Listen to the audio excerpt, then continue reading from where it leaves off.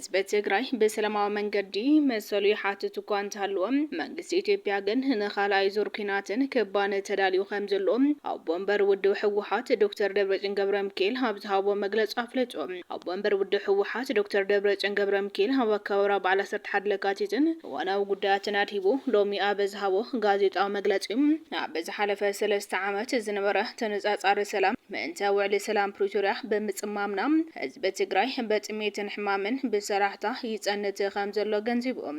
ኣብዚ እዋን እዚ ብመንግስቲ ፌደራል ኣብ ሓድሽ ሓደጋ ኩናት ዝእቱ ኩነታት ከም ዝተፈጠረን በዚ ድማ ኣብ ዳግማይ ክባን ዕጽዋን ብምእታው ኣብ ልዕሊ ህዝብና ሓደጋ ህልውና ድሕነት ኣንጽላሊሎ ኢሉሎ። ብዝሓለፈ ጽንተታዊ ኩናት መሰረተ ልምዓታት ትግራይ ዓንዩ ድኽነት ተጋፊሑሎ ዝበለ ኣቦ ወንበር ውድብ ሕወሓት ዶክተር ደብረጽዮን ካብ ትግራይ ከይዱ ናብ ደንብኡ ዝተሓወሰ ብሄራዊ ክሕደት ብድሕረትን ብኸባቢያውነትን ህዝብና ሓሚሱ ጸገማትና ክጋደድ ኣብ ዝገብሮ ተግባራት ተጸሚዱ ከም ዝጸንሐን ሕዚ እውን መጋበርያ ሓይልታት ጽንተት ኮይኑ የገልግል ከም ዘለዎ ኣብርሂቡ። በቲ ካልእ ገጽ ድማ እዚ ብሄራዊ ክሕደት ተቕሊሉ ናብ ቦቱ ዝኣትወሉ መልክዕ ዝሕዘሉ ከም ዝኾነ እውን ኣረዲኡሎ። ብምዃኑ እውን ሕዚ ዘሎ ግዝያዊ ምምሕዳር ትግራይ ናብ ዳግመ ምትዕርራይ ኣትዩ ምስ ህዝብናን ህወሓት ተዋዲዱ ፕላን ኣውጪኡ ተረዳዲኡ ይሰርሕ ከም ዘሎ ረጋጊጹ።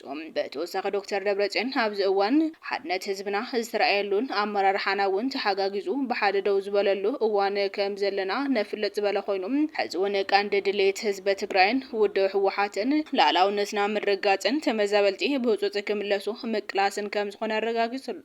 ዓበይቲ ሰበስልጣናት መንግስቲ ፌደራል ሕዚ እውን ኣብ ኣደባባይ ብረታ ረኪብኩም ኪዱ ተነጸሉ ብቴክኖሎጂ ክነጥፍአኩም ኢና እናበሉ ይዛረቡ ከም ዘሎ ዝገለጸ ዶክተር ደብረጽዮን ሕዚ እውን ብዳግመ ዕጽዋን ክባን ተንበርከኹ ይብሉና ኣለዉ። ንሕና ድማ ኣይነንበርከኽን መሰልና ይከበሪና ንብል ዘለና ሰራዊት ኢትዮጵያ ኣብ ቦታና እናሃለና ተወኪስልና እናሃለው እውን ጸገምና ብዘተ ክፍታሕ ኢና እንደሊ ክብል ደጊም ረጋጊጹሎ።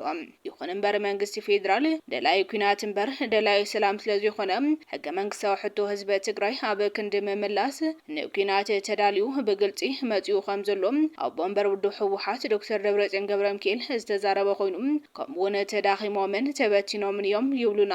ንሕና ግን ብሃለዋትናን ድሕነትናን ዝመጸ ኣይተበተናን እዩ መልስና ዝበለ ዶክተር ደብረጽዮን ላዕላውነትናን ዝተመዛበለን ዝተሰደደን ህዝብና ውሕስ መንገዲ ክምለስ ዝገብር ቃልሲ ተጠናኺሩ ከም ዝቕጽል ኣረጋጊጹሎ።